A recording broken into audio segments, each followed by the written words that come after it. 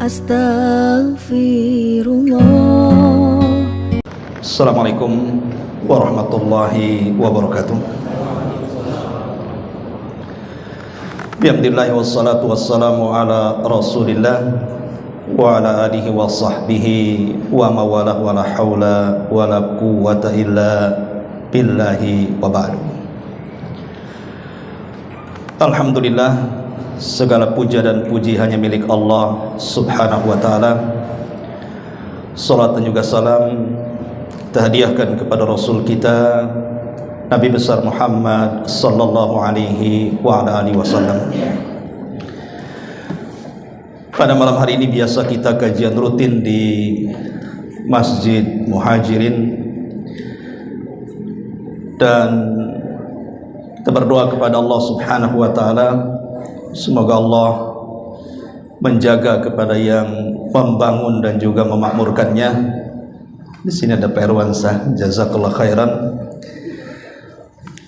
Kemudian karena ada kedatangan tamu salah satu ulama dari Yaman, maka kajian di malam hari ini insyaallah kita akan mendapatkan nasihat-nasihat dari beliau, karena kita akan berhubungan dengan bulan-bulan hurum, bulan-bulan mulia, tepatnya bulan Dzulqa'dah, kemudian Dzulhijjah dan Muharram. Maka malam ini kita minta Syekh untuk menjelaskan tentang keutamaan apa saja bulan hurum, tentunya untuk lebih semangat lagi kita menghadapi bulan Dzulqa'dah, Dzulhijjah dan Muharram ke depan. Ini mukaddimah yang bisa saya sampaikan kepada Syekh. Tafadhal. Bismillah, alhamdulillah, wassalatu wassalamu ala rasulillah wa ala alihi wa sahbihi wa man wala, amma ba'd. Setelah beliau memberikan mukaddimah dengan memuji Allah subhanahu wa ta'ala dan bersalawat kepada Nabi sallallahu alaihi wasallam, adapun setelah itu, fa inna min tamami ta'zimillah, sesungguhnya dari keutamaan kita memuliakan Allah subhanahu wa ta'ala, an nu'azzima ma'azzamahu Allah, kita diperintahkan untuk mengagungkan apa yang Allah agungkan kepada kita, min al-amakin, dari tempat-tempat wa al-azminah, ataupun waktu-waktu, wal ashhur, atau bulan-bulan, wa al-ayyam, ataupun hari-hari. wa inna mimma 'azzama Allah subhanahu wa ta'ala, Di antara perkara yang diagungkan Allah subhanahu wa ta'ala ashhur al-hurum, adalah bulan-bulan yang dimuliakan, bulan-bulan hurum. kama qala Allah 'azza wa jalla fi kitabih al-karim, Sebagaimana Allah subhanahu wa ta'ala berfirman di dalam Al-Quran yang mulia, inna 'iddatash shuhuri, sesungguhnya bilangan bulan menurut ketentuan Allah 12 syahra, jumlahnya 12 bulan, yawma khalaqas samawati wal ard, dan itu ketetapan saat Allah menciptakan langit dan bumi. minha arba'atun hurum, Dari 12 bulan itu ada 4 bulan yang disebut dengan bulan-bulan mulia. wa hadhihi al-ashhur Dan bulan-bulan ini hiya Dzulqa'dah wa Dzulhijjah wa al-Muharram wa Rajab. dan yang dimaksud 4 bulan-bulan mulia itu dimulai dari bulan Dzulqa'dah, kemudian bulan Dzulhijjah, kemudian Muharram, dan diakhiri bulan Rajab. Kama jaa fi hadithi Abi Bakrah radhiyallahu anhu, Sebagaimana disebutkan dalam hadis Abi Bakrah, semoga Allah meridainya, anna an-nabiyya sallallahu alaihi wasallam qala, bahwa Nabi sallallahu alaihi wasallam bersabda fi khutbatihi, di dalam khutbahnya fi hajjatil wada', ketika beliau melaksanakan haji terakhir beliau, qala inna az-zamana qad istadar fi raja'. Beliau bersabda, sesungguhnya waktu itu akan berputar kahayatihi yawma khalaqallahu as-samawati wal ard, sejak Allah Subhanahu wa taala menciptakan langit dan bumi. Thumma qala an-nabiy sallallahu alaihi wasallam, Kemudian Nabi sallallahu alaihi wasallam menegaskan, anna as-sanata 12 syahra, sesungguhnya bilangan bulan dalam satu tahun itu 12 bulan. minha 4 hurum, Darinya ada 4 bulan-bulan mulia, 3 minhunna mutawaliyat, di mana 3 bulan berturut-turut. Dzulqa'dah wa Dzulhijjah wal Muharram. Pertama Dzulqa'dah, kedua Dzulhijjah, dan ketiga Muharram.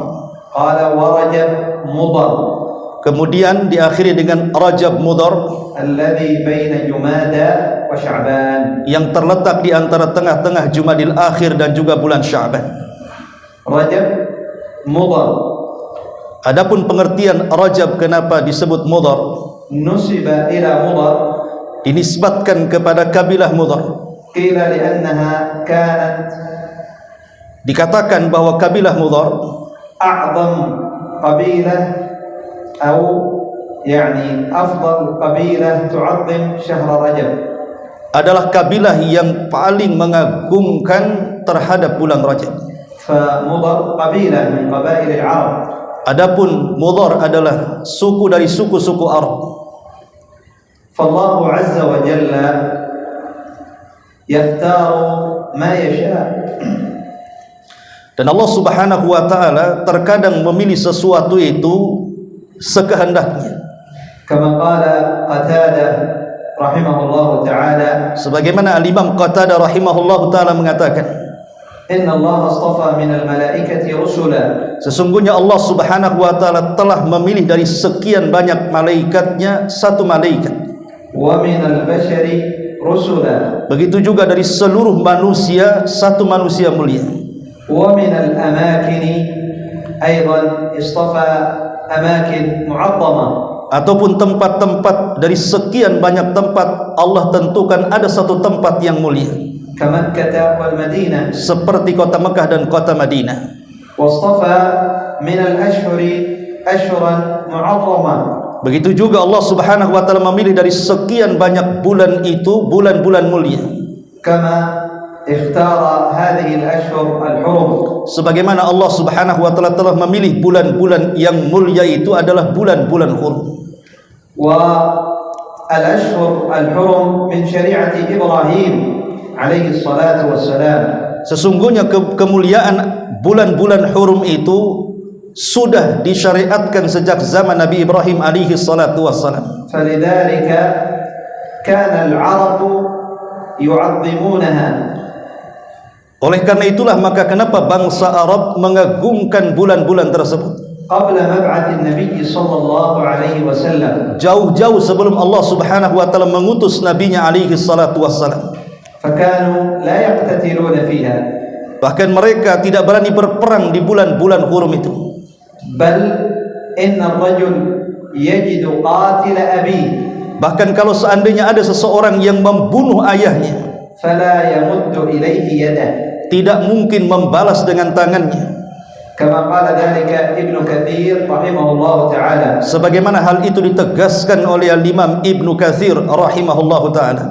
ولكنهم تحايلوا, Akan tapi sebagai mereka menghayal, فكانوا إذا أرادوا القتال sungguhnya mereka apabila hendak melakukan peperangan في شهر محرم, di bulan yang sangat dimuliakan, bulan Muharram, مثلا أرادوا القتال في شهر الله المحرم, beliau mencontohkan kalau seandainya ada seseorang yang hendak berperang di bulan Muharram, أخروا الشهر المحرم وجعلوا صفر هو الشهر الحرام, mereka sengaja mengakhirkan bulan Muharram dan menjadikan bulan Safar sebagai penggantinya.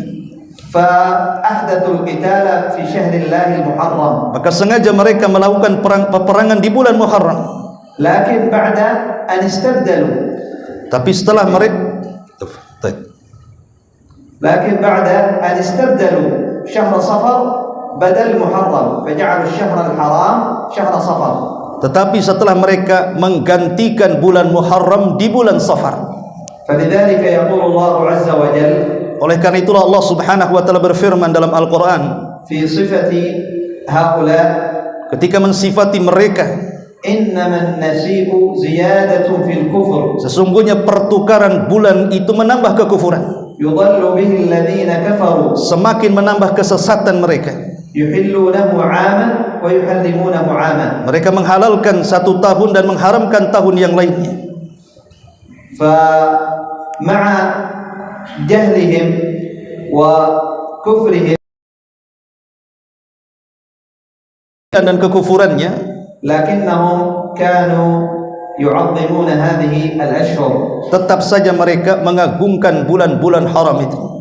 فمن باب أولى Maka yang lebih utama, نحن أمة محمد صلى الله عليه وسلم kita sebagai umat Muhammad sallallahu alaihi wasallam, أن نعظم هذه الأشهر, sudah selayaknya kita mengagungkan bulan-bulan hurum ini, لأنها من تعظيم الله, karena ini bagian dari memuliakan Allah Subhanahu wa taala, ومن تعظيم شعائر الله, bahkan termasuk memuliakan syiar-syiar Allah Subhanahu wa taala. والله عز وجل يقول, Allah berfirman, ومن يعظم شعائر الله siapapun yang mengagungkan syiar-syiar Allah Subhanahu wa taala, فإنها من تقوى القلوب, itu bukti ketakwaan dalam hatinya.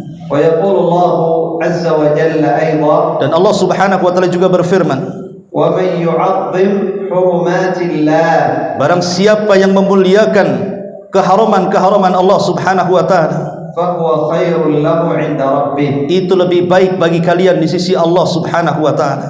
إذن تعظيم حرمات الله, Kalau begitu, ketika kita mengagungkan keharaman-keharaman Allah, خيرا للعبد, itu lebih baik bagi hamba Allah.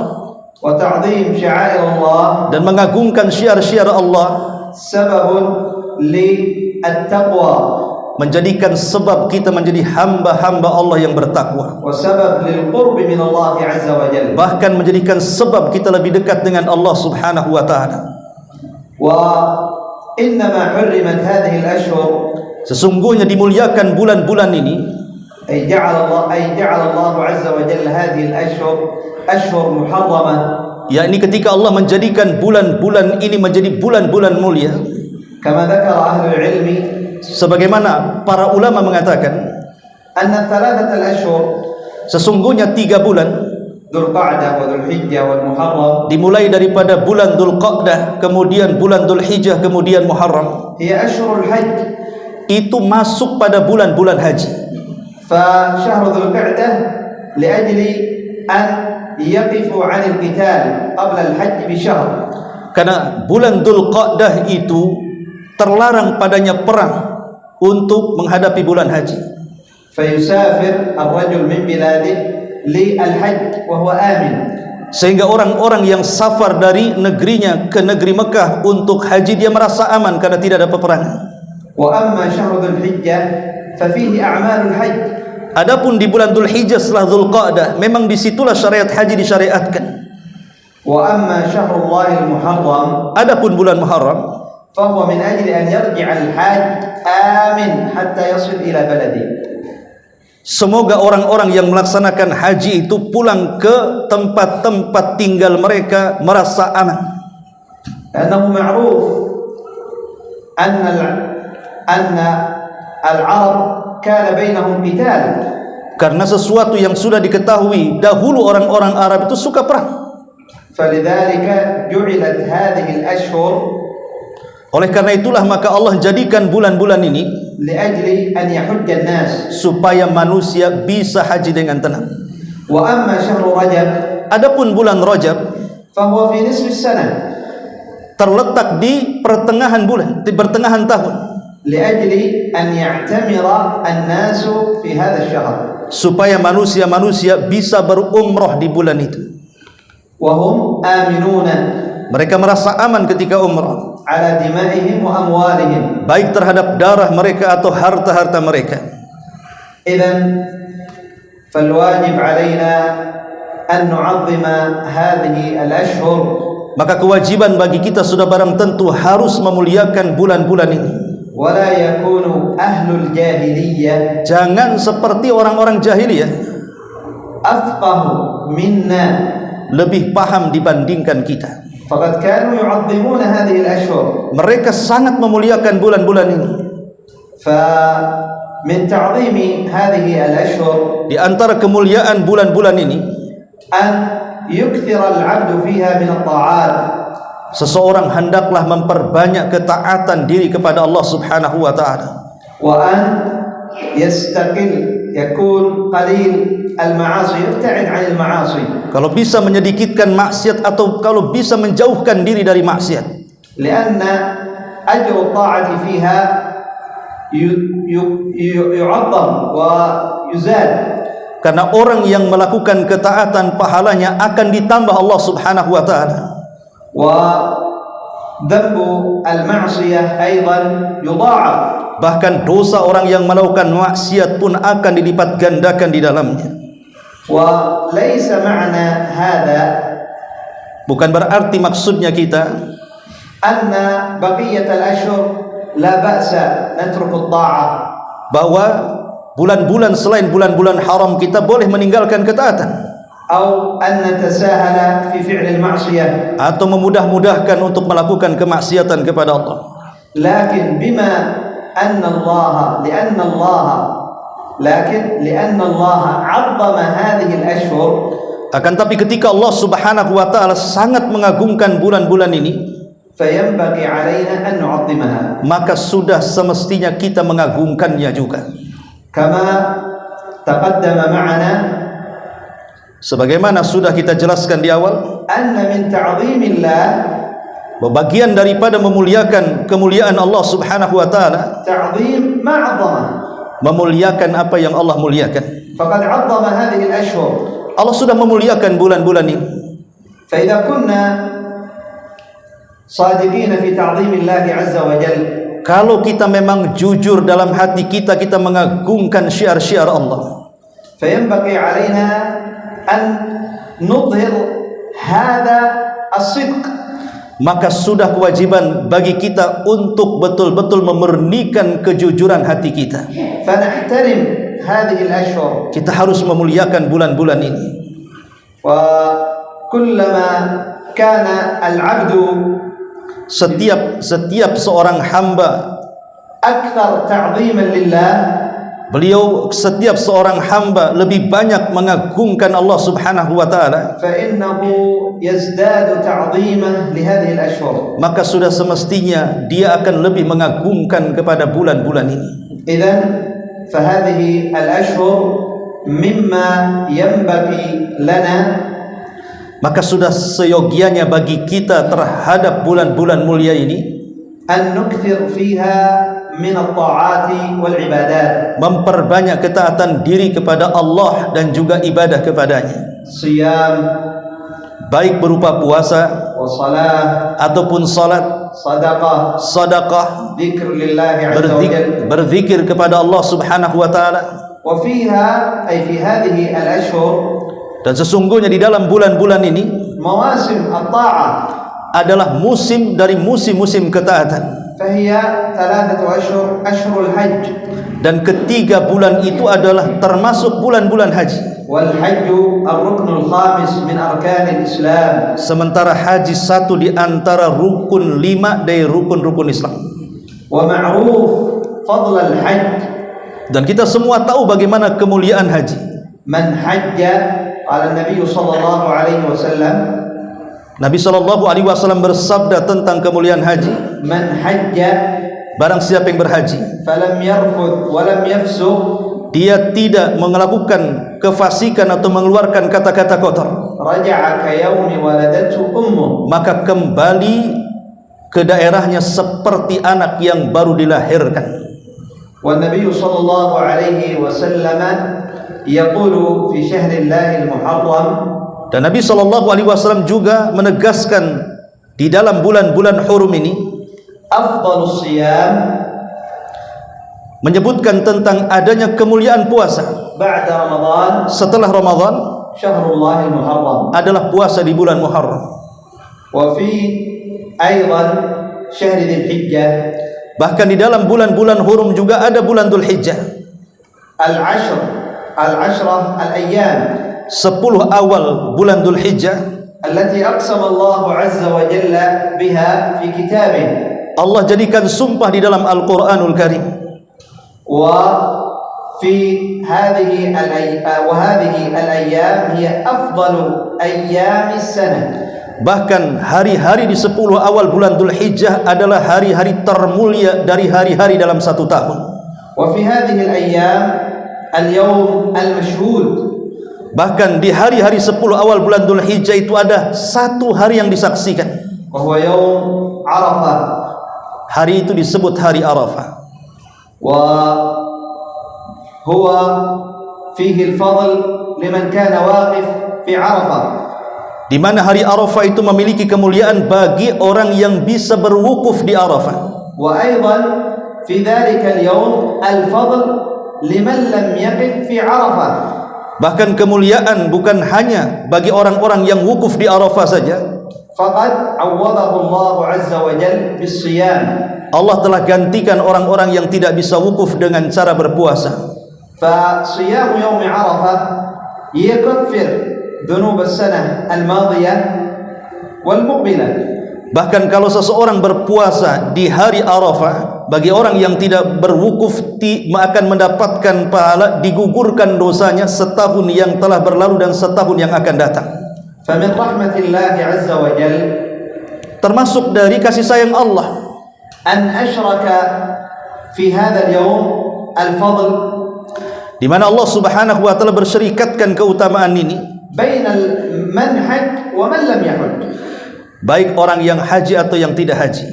فالحاج له فضل الوقوف. Orang yang haji mendapatkan keutamaan bisa wukuf di Arafah. وغير الحاج له فضل الصيام. Dan orang-orang yang tidak ibadah haji bisa berpuasa di luar. إذن فهذه الأشهر ينبغي أن تجعل أمام أعيننا بتعظيمها. Oleh karena itulah jadikan bulan-bulan ini di depan kita sebagai bulan-bulan mulia. وليس معنى تعظيمها, bukanlah maksud mengagungkannya, بأن نأتي بشيء لم يأتي به النبي صلى الله عليه وسلم, dengan melakukan sesuatu yang tidak pernah dikerjakan Nabi sallallahu alaihi wasallam. فالمسلم ينبغي يجب عليه أن يكون أسوته وقدوته رسول الله صلى الله عليه وسلم. Seorang muslim sudah selayaknya panutan hidupnya atau percontohan hidupnya adalah baginda sallallahu alaihi wasallam. فالله عز وجل يقول, Allah berfirman, لقد كان لكم في رسول الله أسوة حسنة. sungguh ada pada jati diri Nabi sallallahu alaihi wasallam teladan terbaik untuk kalian. لقد كان لكم في رسول الله أسوة حسنة. Sungguh ada pada jati diri Nabi sallallahu alaihi wasallam teladan terbaik untuk kalian. إذن فهذا ما يتعلق حول هذه الأشهر وما لها من فضائل. Inilah yang berkaitan dengan bulan-bulan haram dan juga keutamaan-keutamaan di dalamnya. ففضائلها بأنها محرمة. Di antara kemuliaannya karena memang itu sesuatu yang sangat mulia. وما لها من خصائص. Ada kehususan-kehususan hukum di dalamnya. من خصائصها Di antara kehususannya أنها يضاعف فيها أجر الطاعة. di mana di dalam bulan-bulan hurum itu Allah lipat gandakan pahala orang yang melakukan ketaatan. كما أنه يضاعف فيها إثم المعصية. Begitu juga Allah Subhanahu wa taala melipat gandakan orang-orang yang melakukan kemaksiatan di dalamnya. ومن خصائصها Di antara kehususannya yang lain adalah أن الله عز وجل نهى عن الظلم فيها. Allah Subhanahu wa taala sangat keras melarang kezaliman di dalamnya. كما قال عز وجل في كتابه الكريم, Sebagaimana Allah Subhanahu wa taala berfirman di dalam Al-Qur'an yang mulia, منها أربعة حرم Dari 12 bulan itu ada 4 bulan-bulan mulia. فلا تظلموا فيهن أنفسكم. Maka jangan kalian berlaku zalim di 4 bulan-bulan mulia itu. فلا تظلموا فيهن أنفسكم بأي ظلم. Maka kezaliman apapun tidak boleh dilakukan di 4 bulan itu. ظلم قد يكون أن تظلم غيرك. Kezaliman itu bentuknya bisa saja kita mendolimi selain kita, أو أن تظلم نفسك. atau mungkin kita sendiri yang mendolimi diri kita sendiri. وكيف ظلم النفس؟ Bagaimana bentuknya kezaliman kepada diri sendiri? عمل المعاصي. Seseorang melakukan kemaksiatan kepada Allah, فهذا ظلم للنفس. maka ini kezaliman kepada diri sendiri. وأيضا في هذه فلا تظلموا فيهن أنفسكم قال الله عز وجل فلا تظلموا فيهن أنفسكم وقاتلوا المشركين كافة. Begitu juga setelah Allah Subhanahu wa taala melarang kita melakukan kezaliman, janganlah kalian melakukan kezaliman kepada diri kalian, hendaklah kalian memerangi orang-orang musyrik secara menyeluruh. Kama yuqatilunakum kaffah. Sebagaimana mereka suka memerangi kalian secara menyeluruh. Qala al-ulama, sebagian ulama berkata, 'inda tafsir hadhihi al-ayah, ketika mentafsirkan ayat ini, anna man i'tada, siapapun yang memulai peperangan alaika, pada kamu fi hadhihi al-ashhur, di bulan-bulan yang mulia ini, fajaizun laka al-mudafa'ah, maka kita boleh untuk mempertahankannya. Wala takunu zaliman li nafsik, dan kita tidak termasuk mendolimi diri sendiri. Idzan innama adh-dhulm an tabtadi anta fi adh-dhulm. Yang dikatakan kezaliman itu jika kita yang memulainya. Amma idza dafa'ta an nafsik, adapun kalau kita mempertahankan diri, falasta bidhalim, maka itu bukan kezaliman.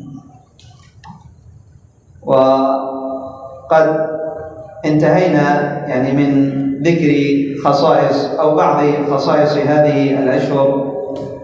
Maka inilah Syekh sudah menyebutkan beberapa kemuliaan bulan-bulan mulia wa fadailiha, dan keutamaannya.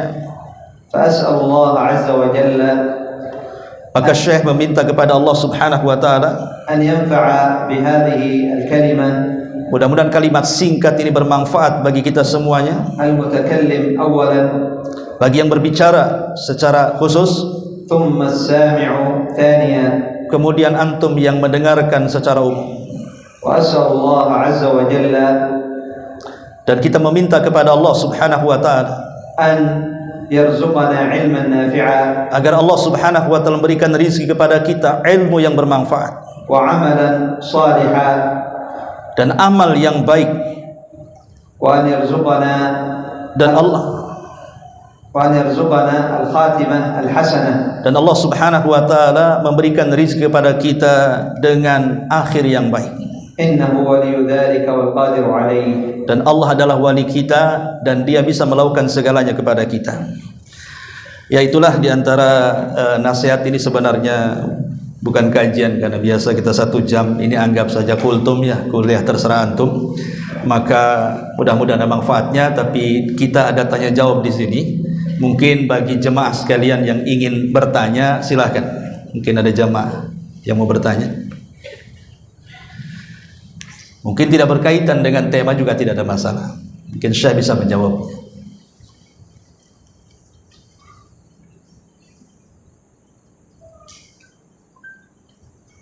Tidak ada. Alhamdulillah ada paham semua. Iya, saya ucapkan terima kasih kepada penyelenggara kajian di malam hari ini, terkhusus Takmir Masjid dan PR Wansa sudah mengizinkan Syekh untuk memberikan sepatah dua patah nasihat untuk kita, dan kita akhiri dengan doa kafaratul majlis. Subhanakallah bihamdika asyhadu an la ilaha illa anta astaghfiruka wa atubu ilaik. Allahu ta'ala alam. Assalamualaikum warahmatullahi wabarakatuh.